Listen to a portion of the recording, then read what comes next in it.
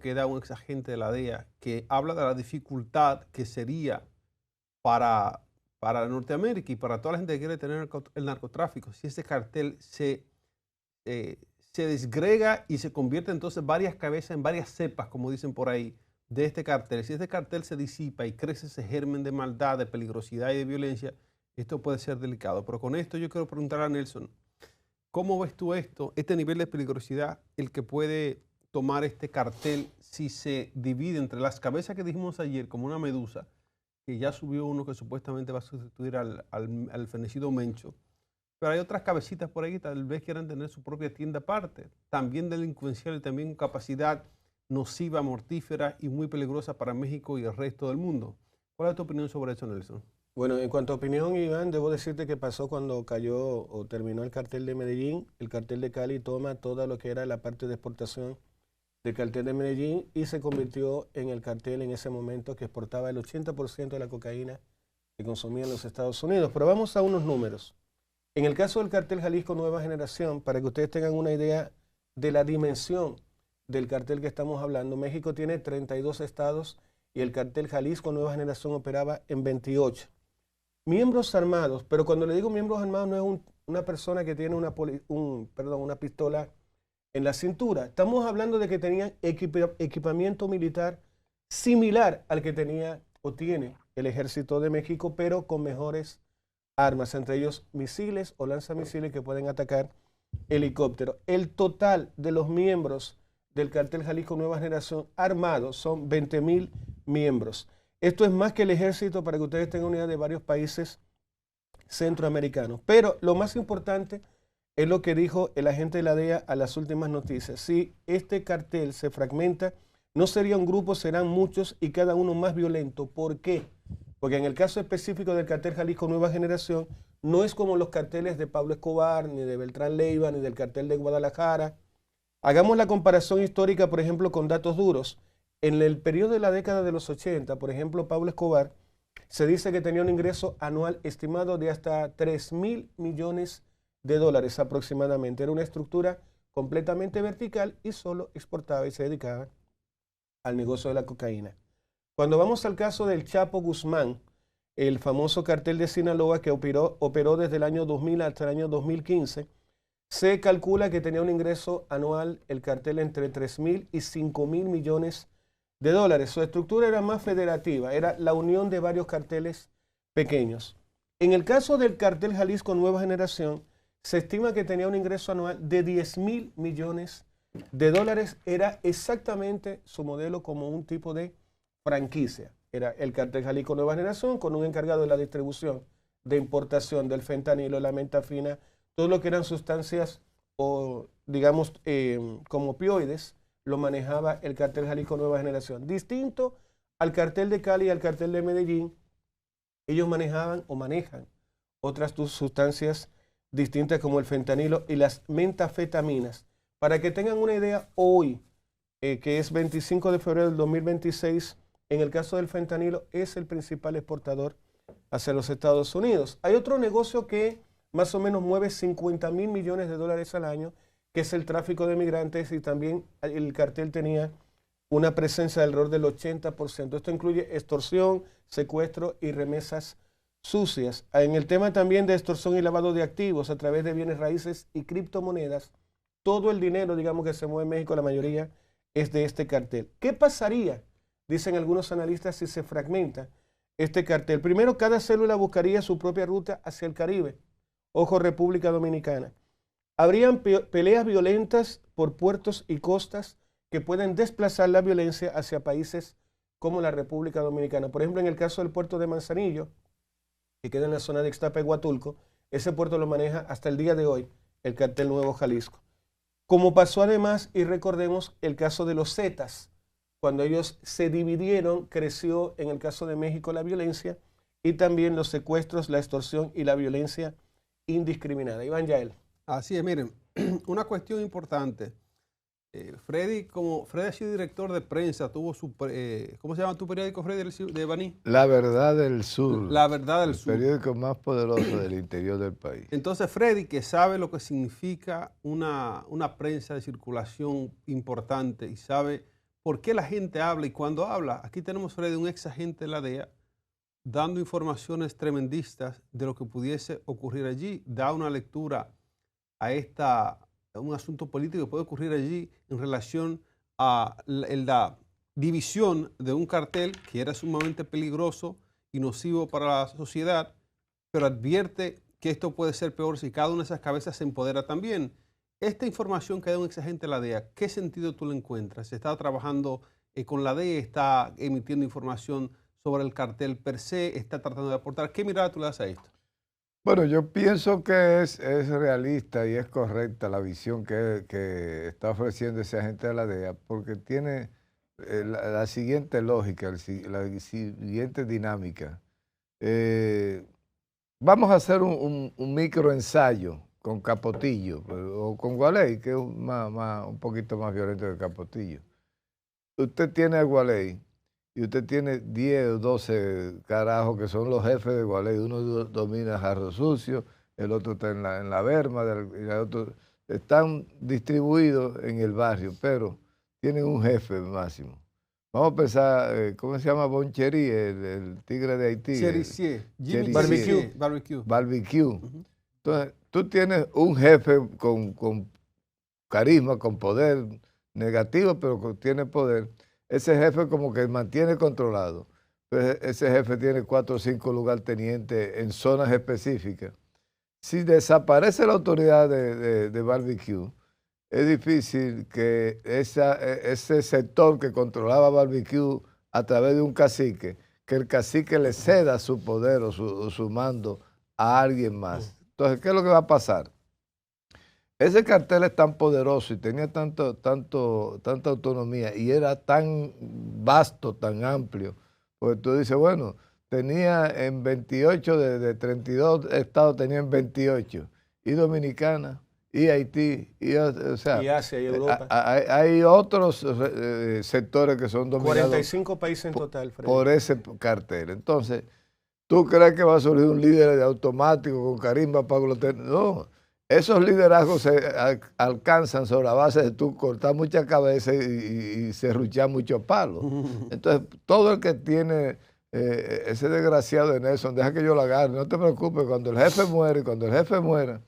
Entonces, señores, tiene muchísima lógica que ahora tú vas a tener 4 carteles, 6 carteles, con los cuales va a tener que lidiar, y a cada uno le va a surgir un lidercito de eso que va a querer sustituir al, ¿cómo se llamaba el tigre ese que mataron? Al Mencho. Entonces, cada uno tiene su plan de cómo hacerse propietario, dueño de una zona vasta, de una provincia. Es más, hay que rogarle a Dios que no surja un líder provincial, que en cada provincia no surja un jefe queriéndose convertir en un jefe nacional, porque entonces vamos a tener una lucha entre capos para llegar al poder. Ahora, ¿cuál es la última, ya Nelson, para terminar? ¿Cómo crecen esos liderazgos? ¿Cómo crecen ese apoyo? En base a lo que hizo el tipo este que mataron. ¿Qué hizo? Violencia. Arrasa con todo, la familia, coge a la familia, llévate a la familia entera. Tienen que demostrar algo especial que tengan para poder encajar en una personalidad de liderazgo de grupo. Necesitan hacerlo sobre la base de imponerse con mucha violencia, con muchas atrocidades. Entonces, ese es el gran temor, que es con violencia que esa gente va a conquistar esos liderazgos. Iván, mira, y Freddy, audiencia querida, quiero compartir con ustedes algunos datos que son sorprendentes. México es uno de los exportadores más fuertes de la palta. Es un tipo de aguacate que se consume mucho en el sur de los Estados Unidos, principalmente en la zona de California. Para que tengan una idea, el número son 3.5 mil millones de dólares aproximadamente al año. El Mencho también había tomado esa parte del sector agrícola de México. También tenía intereses también en el sector del limón, en la exportación del limón. ¿Qué lo hace distinto perdón, al resto de los carteles? El resto de los carteles que habían hasta ahora manejaban únicamente el tema de la cocaína. Este hombre manejaba heroína, fentanilo, metanfetamina, y aparte de eso había penetrado en la parte del sector agrícola. ¿Qué dice el informe de la DEA sobre el perfil del Mencho? Dice que manejaba el cartel con una mano bastante dura. Allí no había acciones independientes. Si él no daba la orden o la autorización Cuando era joven, por ejemplo, muy pobre, él y su familia cultivaban plantíos pequeños de aguacate o palta. Eso hasta que él y su hermano Abraham se fueron ilegalmente cerca de San Francisco, California, y comenzaron a meterse en el crimen.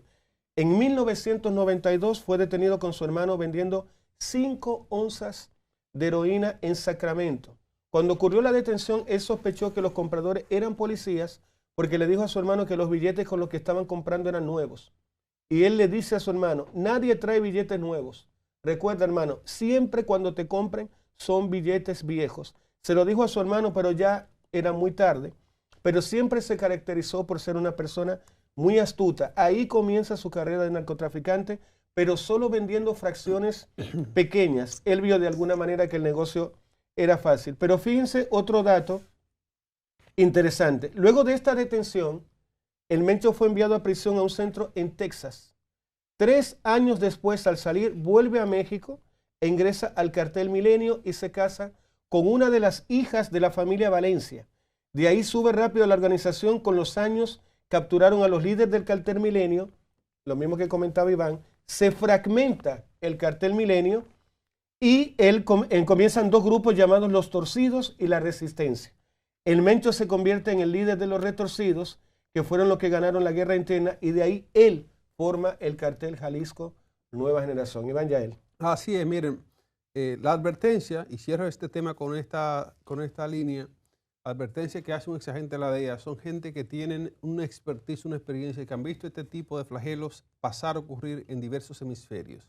Y esto que está pasando en México no es extraño. Ojalá que este flagelo no incurra allí y que la gente sea más poderosa de manera independiente, que en vez de un cartel tengamos 10 o 20, que eso puede complicar más la presidencia de Sheinbaum y la lucha contra el narcotráfico que lleva Estados Unidos. Ahora hablamos de otro tema también crispante como este, y es ese historial que llevamos ya de días contados de la guerra que tenemos entre Rusia y Ucrania. Los días, señores, ahora febrero de 2022 cuando inicia, hoy se cuentan 1460 días. Eso es tiro, bala y fuego, como dicen por ahí. Las películas que le gustan ver a la gente dominicana. Sí. Si ahí no hay tiro, esa película no sirve, Fred, dicen mucha gente No que yo sirve. conozco.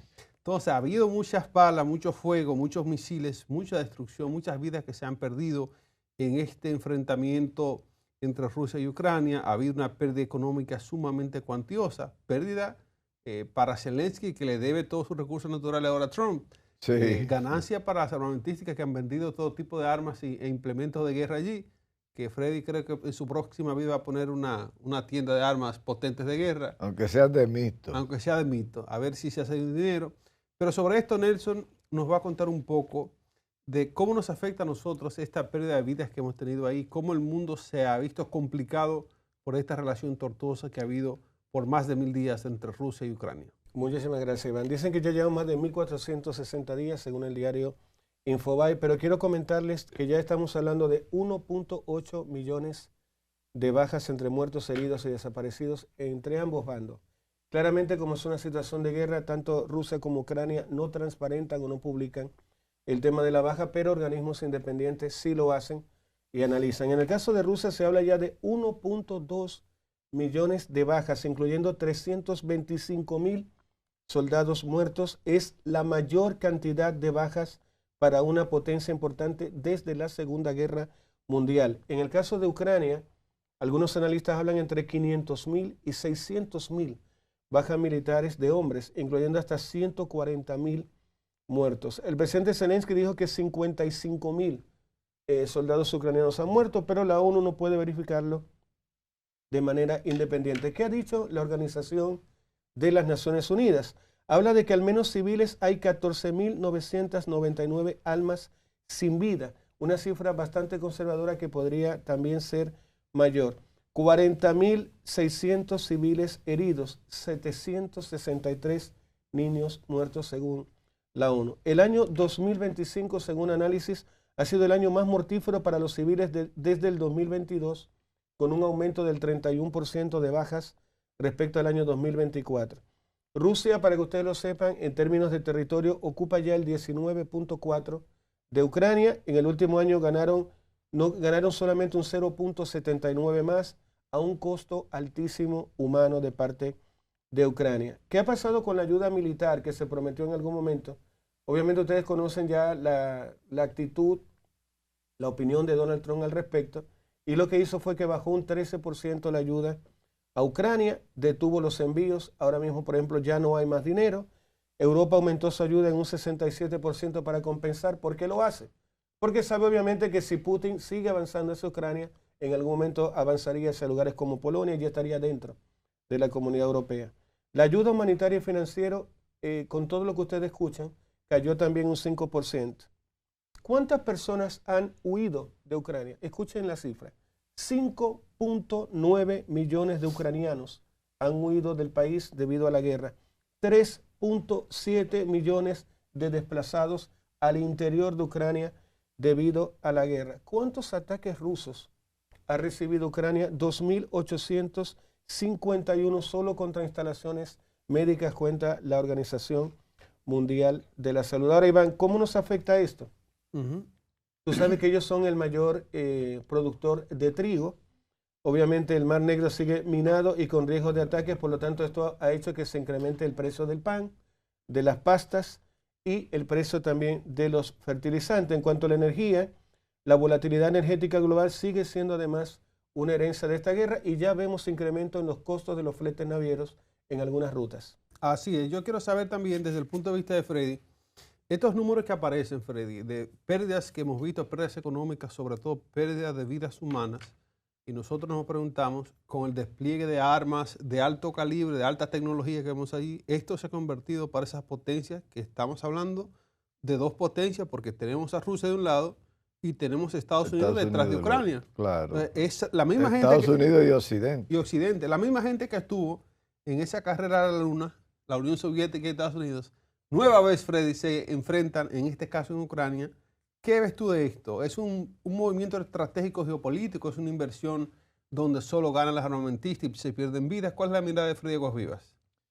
Mira, lo más terrible de esto, lo más tétrico y realmente vergonzante, es cómo nosotros nos sentamos a contar muertos porque hay unas potencias tan voraces, tan ambiciosas, que cuentan los muertos por millares y por millones, y resulta que como que yo veía a Nelson esas cifras escalofriantes que nos encontró Nelson por ahí, y las mencionaba, y yo decía, ustedes saben que si usted busca los libros de cualquier, digamos ChatGPT o cualquier enciclopedia de internet, Google, ¿cuál era la cantidad del ejército ruso antes de la guerra? ¿Y cuál era la cantidad de soldados del ejército ucraniano antes? Ustedes sabrían que a Rusia le han matado un ejército completo y resulta que tienen que irlo rellenando y reabasteciendo con mercenarios, con jóvenes que reclutan para el servicio militar obligatorio. Señores, 1 millón de muertos. Y se cuenta así, no, mira, nada más lleva 1.200.000 muertos y este tiene 375.000 muertos. Es más, nosotros nos van a cerrar la plataforma por la palabrita, ¿verdad? Yo no te digo nada, la próxima te voy a traer una soguita para jalarte por aquí abajo. Desvivido, ¿sí? Como le llaman ustedes, se ve más feo que el carajo, pero... Desinstalado el servidor. Desinstalado el servidor. Y contamos la cantidad de personas afectadas con tanta facilidad. Y decir, ustedes se imaginan que todo eso es por la ambición repartiéndose pedacitos de tierra. Oye, Rusia ha tomado el 19% del territorio de Ucrania, pero le ha costado 1.200.000 muertos. Y entonces usted dice, vale la pena un mundo en el que se debatan que el principal renglón de crecimiento es la industria armamentística. Estados Unidos, si no hay guerra, colapsa como nación porque ellos viven de la guerra, de la venta de armas, de misiles, de drones. Entonces, que las grandes riquezas, no es que encontraron una mina de diamante en África, no es que hay gas natural en muertos, perdón, desinstalados. O puede decir neutralizado, como dicen, neutralizado. Como dicen las grandes entidades. Sí, no, lo que pasa es que neutralizamos 200 personas. Se podría utilizar el término de bajas, pero las bajas se incluyen a los heridos y las personas que por cualquier razón quedan inhabilitadas para participar en el evento bélico. Y entonces la humanidad tiene que reaccionar a este tipo de hechos. ¿Por qué? Señores, es detrás de riqueza que andan poniendo en peligro la vida humana, detrás de la riqueza, detrás de la opulencia. Y entonces, no, que este pedacito de tierra me pertenece a mí porque tiene petróleo, el otro te pertenece a ti porque tiene gas natural. Y vamos viviendo con la ignominia de entender que la raza humana es una raza destructiva, autodestructiva y es realmente penoso lo que está aconteciendo en la humanidad. Sí, Nelson tiene algo que decir, pero también te doy la idea de que puede citar a Danilo Medina y decir morido. Bueno, y ahí no sé. Adelante, Nelson.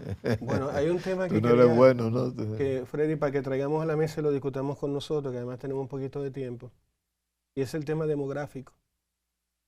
Fíjense que hay un pueblo, gracias Cookie, que está en Rusia, que habían 38 hombres.